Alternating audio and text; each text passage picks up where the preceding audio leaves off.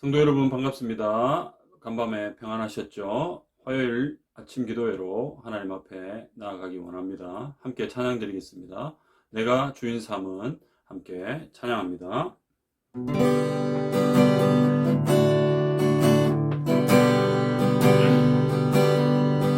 내가 주인 삼은 모든 것 내려놓고 내 주 대신 주 앞에 나가 내가 사랑했던 모든 것 내려놓고 주님만 사랑해.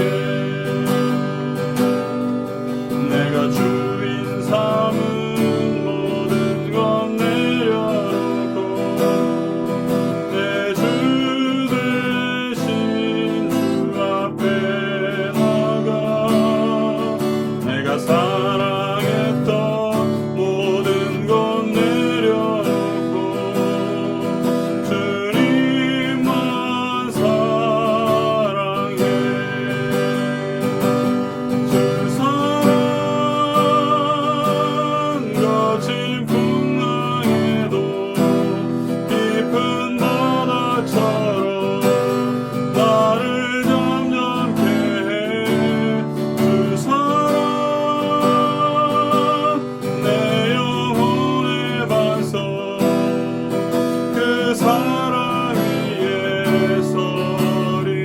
주 사랑 거친 풍랑에도 주 사랑 거친 풍랑에도 깊은 바다처럼 나를 잠잠케 해. 주 사랑 내 영혼의 반석 그 사랑 위에 서리.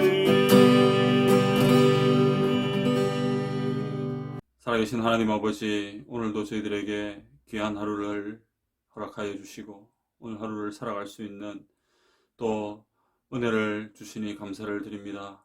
오늘 하루를 시작하며 주님의 말씀 앞으로 나아갑니다. 주여, 주님께서 우리를 불러주셨사오니 이 시간 말씀으로 우리의 심령을 채워주시옵소서. 메마르고 강팍한 우리의 심령이 하나님의 말씀으로 촉촉히 채워지며 젖어지며 아버지 하나님, 우리의 강팍한 마음이 부드러운 마음으로 바뀌어지는 놀라운 은혜가 있게 하여 주옵소서. 하나님 아버지, 우리 점교에 속해 있는 성도들을 사랑해 주시고 아버지 하나님, 각자의 삶의 현장에서 올 한 해 동안 예배자로 살아가기 위하여 최선을 다해 하루하루를 살아가게 하시니 감사를 올려드립니다. 아버지 하나님, 우리의 이 결단과 결심이 흐트러지지 않도록 주의 성령께서 강하게 붙들어 주시고 아버지 하나님, 정말 이 세상 속에서 참된 그리스도인의 모습을 올 한 해 동안 마음껏 나타내며 살아가는 저희들 다 되게 해 주시옵소서. 세상이 어지럽고 나라가 어지럽지만 우리는 살아계신 하나님을 바라봅니다. 하나님만이 우리의 삶의 이유가 되시며 우리의 삶을 바르게 인도해 주시는 그런 분이심을 우리는 믿고 주님 앞에 나아갑니다. 하나님, 이 시간 말씀으로 찾아와 주시고 말씀으로 우리의 심령 가운데 주의 크신 은혜와 복으로 채워 주시옵소서. 하나님, 함께하여 주시고 성령님 깨닫게 해 주시옵소서. 살아계신 예수님의 이름으로 기도드리옵나이다. 아멘. 하나님 말씀은 오늘 로마서 11장입니다. 로마서 11장 1절에서 12절까지 함께 보겠습니다. 신약성경 254페이지입니다. 제가 읽습니다. 하나님의 말씀을 들으십시오. 그러므로 내가 말하노니 하나님이 자기 백성을 버리셨느냐?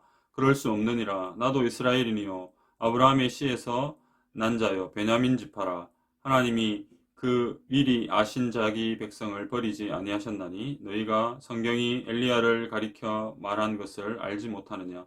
그가 이스라엘을 하나님께 고발하되 주여 그들이 주의 선지자들을 죽였으며 주의 제단들을 헐어버렸고 나만 남았는데 내 목숨도 찾나이다 하니 그에게 하신 대답이 무엇이냐? 내가 나를 위하여 바알에게 무릎을 꿇지 아니한 사람 7,000명을 남겨두었다 하셨으니 그런즉 이와 같이 지금도 은혜로 택하심을 따라 남은 자가 있느니라. 만일 은혜로 된 것이면 행위로 말미암지 않음이니 그렇지 않으면 은혜가 은혜되지 못하느니라. 그런즉 어떠하냐? 이스라엘이 구하는 그것을 얻지 못하고 오직 택하심을 입은 자가 얻었고 그 남은 자들은 우둔하여 졌느니라. 기록된 바 하나님이 오늘까지 그들에게 혼미한 심령과 보지 못할 눈과 듣지 못할 귀를 주셨다 함과 같으니라. 또 다윗이 이르되 그들의 밥상이 올무와 덫과 거치는 것과 보응이 되게 하시옵고 그들의 눈은 흐려 보지 못하고 그들의 등은 항상 굳게 하옵소서 하였느니라. 그러므로 내가 말하노니 그들이 넘어지기까지 실족하였느냐? 그럴 수 없느니라. 그들이 넘어짐으로 구원이 이방인에게 이르러 이스라엘로 시기나게 함이니라. 그들의 넘어짐이 세상의 풍성함이 되며 그들의 실패가 이방인의 풍성함이 되거든 하물며 그들의 충만함이리요. 아멘. 화요일 아침 말씀과 기도의 자리로 나오신 성도 여러분, 주님의 이름으로 환영하고 축복합니다. 이 시간 말씀의 자리로 나온 저와 여러분에게 삼위 하나님의 위로와 평강이 함께 하시기를 주님의 이름으로 축복합니다. 성도 여러분, 오늘 본문은 11장입니다. 11장은 전체적으로 이스라엘 백성들과 이방인들의 문제를 다루고 있는데요. 이스라엘의 넘어짐으로 인해 이방인들이 구원을 얻고 하나님의 은혜에 참여하게 되었음을 우리에게 말씀합니다. 자, 이런 11장의 앞부분이 오늘 우리가 함께 나눌 본문입니다. 본문의 대략적인 내용은 이렇습니다. 하나님은 자기 백성을 버리지 않으셨는데요. 바울 자신이 그것을 증명합니다. 뿐만 아니라 구약의 엘리야 선지자 시대에 하나님은 바알에 무릎 꿇지 않은 7,000명을 남겨두셨습니다. 이처럼 하나님의 은혜로 택하심을 따라 남은 자가 있습니다. 그러므로 구원은 인간의 행위로 되는 것이 아니라 철저하게 하나님의 은혜로 되는 것이 분명하고 택하심을 입은 자가 은혜를 얻는 것은 하나님의 섭리입니다. 성도 여러분, 본문의 이러한 전체적인 내용을 염두에 두고 오늘 하루를 살아갈 저와 여러분에게 말씀하시는 하나님의 음성을 이 시간 들을 수 있기를 간절히 소원합니다. 본문을 통해서 얻을 수 있는 교훈은 무엇입니까? 첫째로, 하나님은 어려운 시대 속에서도 신실한 남은 자들을 통해 지금도 여전히 일하고 계심을 믿으시기를 바랍니다. 바울은 1절에서 자기 백성인 이스라엘이 하나님을 떠났지만 하나님은 자기 백성을 버리지 않았다는 것을 스스로 질문하고 답하는 형식으로 말씀합니다. 하나님이 자기 백성을 버리셨느냐? 즉, 하나님께서 이스라엘 백성을 완전히 내치셨는가? 자기 백성을 다 버리셨는가? 라는 질문입니다. 자, 이에 대해서 바울은 그럴 수 없다라고 답하면서 자신이 그 증거라고 밝히고 있습니다. 바울은 자신이 이스라엘 사람이고 아브라함의 자손이며 베냐민 지파인데도 하나님의 은혜를 입어 구원받은 자가 되었습니다. 또한 하나님이 자기 백성을 버리지 아니하셨다는 사실은 하나님께서 엘리야에게 하신 말씀에서도 알 수 있습니다. 열왕기상 19장에 보면 엘리야 이야기가 나오는데요. 이 엘리야가 이스라엘에 대해 하나님께 호소할 때 하나님은 바알에게 무릎 꿇지 않는 7,000명을 남겨두셨습니다. 바울은 이와 관련된 말씀을 오늘 본문 2절부터 4절에 걸쳐 밝히고 있습니다. 4절을 보십시오.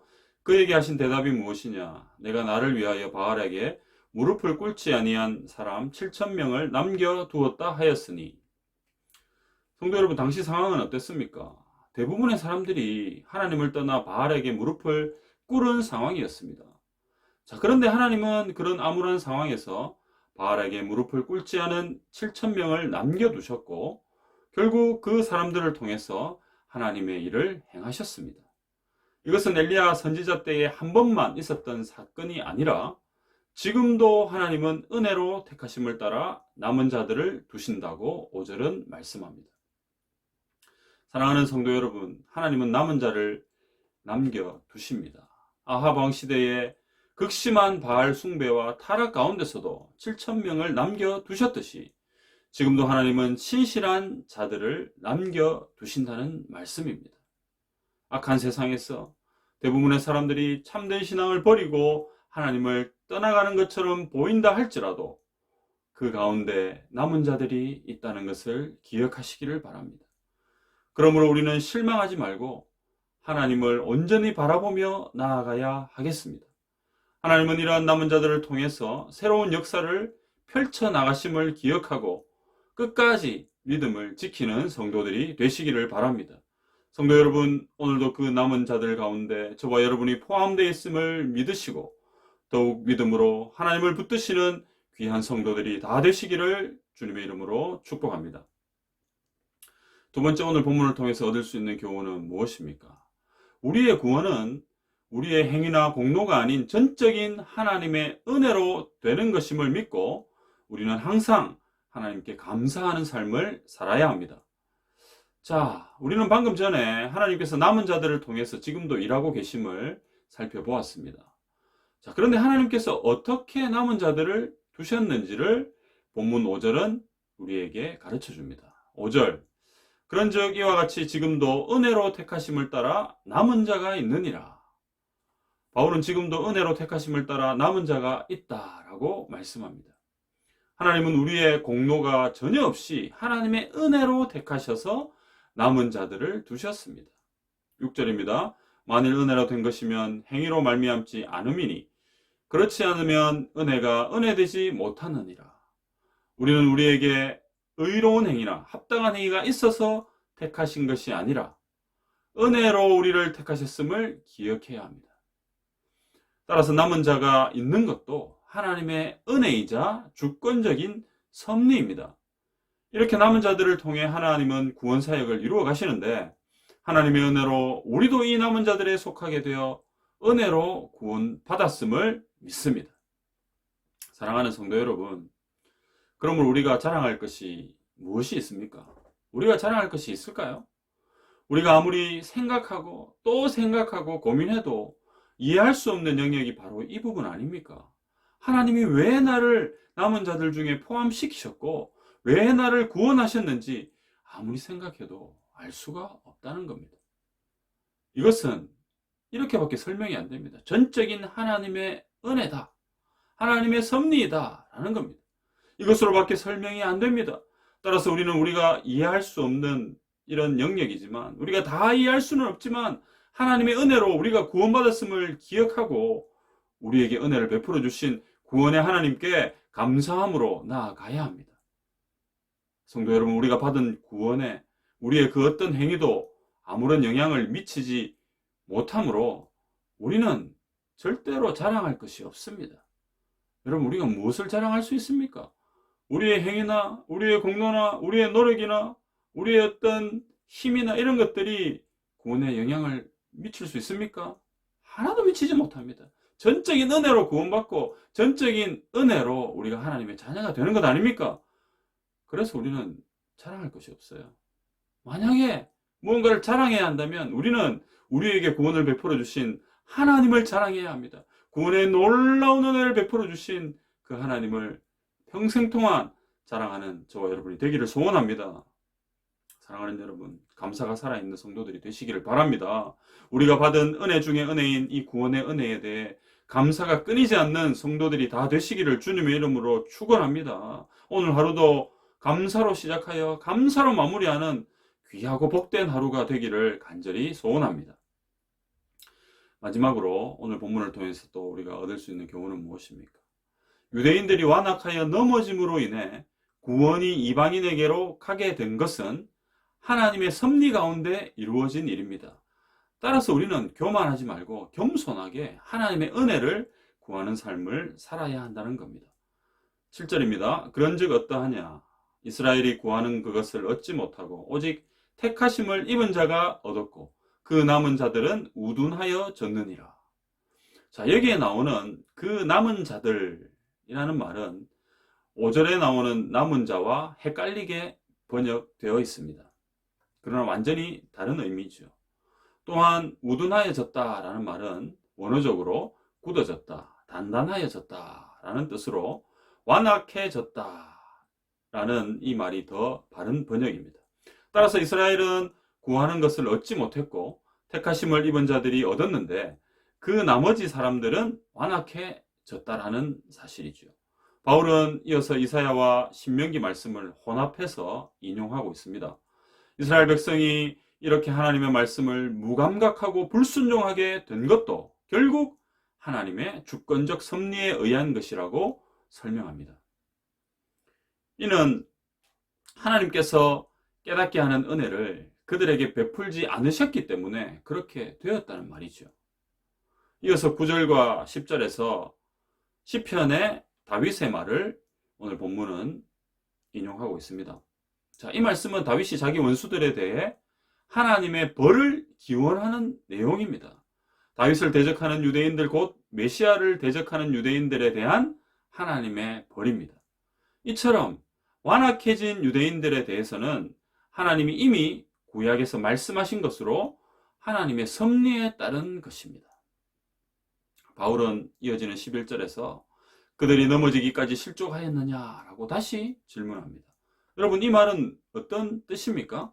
이스라엘이 하나님께 불순종함으로 완전히 실패하였느냐, 완전히 끝이 났느냐라는 뜻입니다. 바울은 이 질문에 대해서도 그럴 수 없다라고 답을 합니다.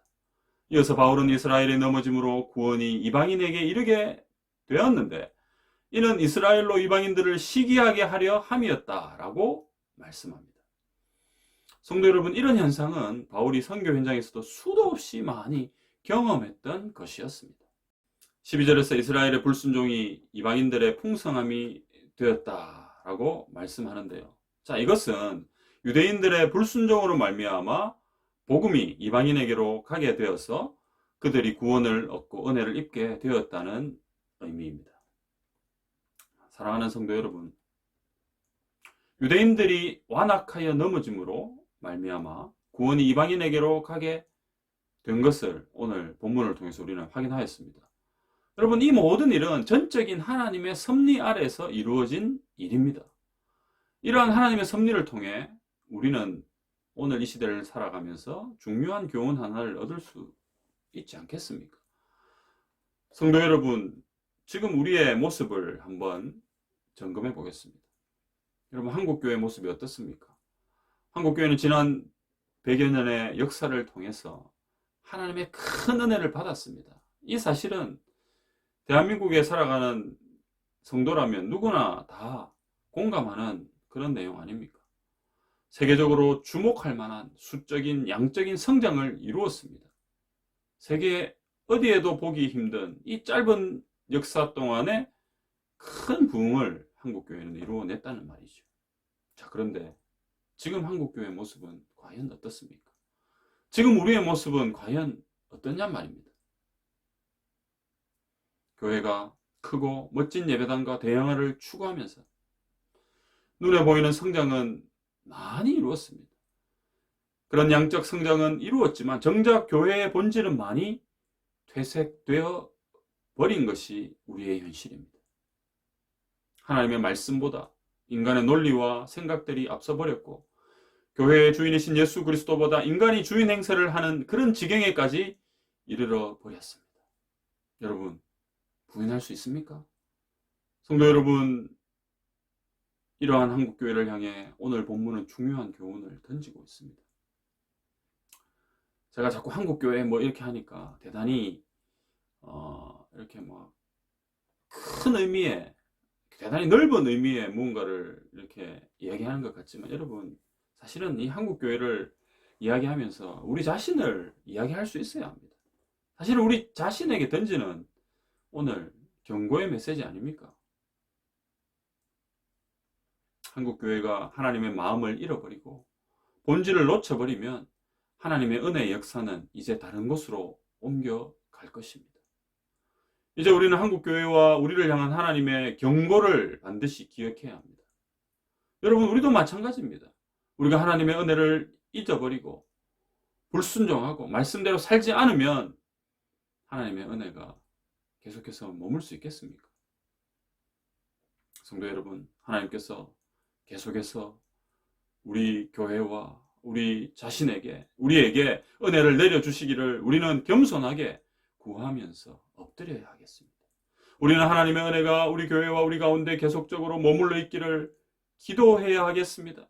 하나님의 은혜가 없이는 우리는 한순간도 살 수 없기 때문에 그 은혜가 우리 가운데, 우리 교회 가운데, 우리 한국교회 가운데 계속해서 임하도록, 부어지도록 우리는 엎드려야 한다는 말입니다.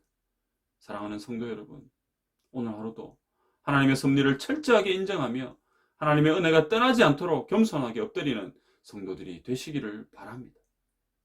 우리에게 이와 같은 엎드림이 회복될 때 우리 자신뿐만 아니라 우리 교회뿐만 아니라 우리 한국교회가 다시 하나님의 영광을 드러내는 그런 귀한 교회가 될 줄 믿으시기를 바랍니다. 사랑하는 성도 여러분, 우리 자신의 모습을 돌아보시면서 오늘도 우리를 향해 경고하시는 하나님의 음성을 들을 수 있어야 하겠습니다. 우리가 많은 은혜를 받았고 많은 것을 누리는 것 정말 좋은 일이죠. 그러나 그와 동시에 하나님의 말씀, 또 말씀 안에 있는 본질, 이런 것들이 정작 우리의 삶 가운데, 우리 한국교회 모습 가운데 정확하게 그대로 살아있는지를 점검해야 하겠습니다. 겉으로는 멀쩡하게 보이지만, 겉으로는 대단히 화려하게 보이지만 그 속은 병들어 있고 그 속은 엉성하기 짝이 없는 그런 모습이라면 머지않아 그런 교회와 그런 공동체는 무너져 버리고 말 것입니다. 사랑하는 성도 여러분, 오늘 이 경고의 메시지를 우리가 가슴에 새기고 오늘 우리 자신과 우리 교회와 우리 한국교회의 적나라한 모습을 우리가 점검하면서 다시 한번 주님의 긍휼을 구하고 주님의 은혜가 우리 자신과 우리 교회와 우리 한국교회에 계속적으로 부어질 수 있도록 하나님 앞에 엎드리며 나아가는 그런 성도들이 다 되시기를 주님의 이름으로 축복합니다. 그리하여 은혜 아래 살아가는 우리가 가장 행복한 인생인 것을 오늘 하루 동안 삶의 현장에서 깊이 경험하는 복된 하루가 되시기를 주님의 이름으로 축원합니다. 오늘은 화요일입니다. 공통기도 제목은 우리 성도들을 위해서 기도하는 것입니다.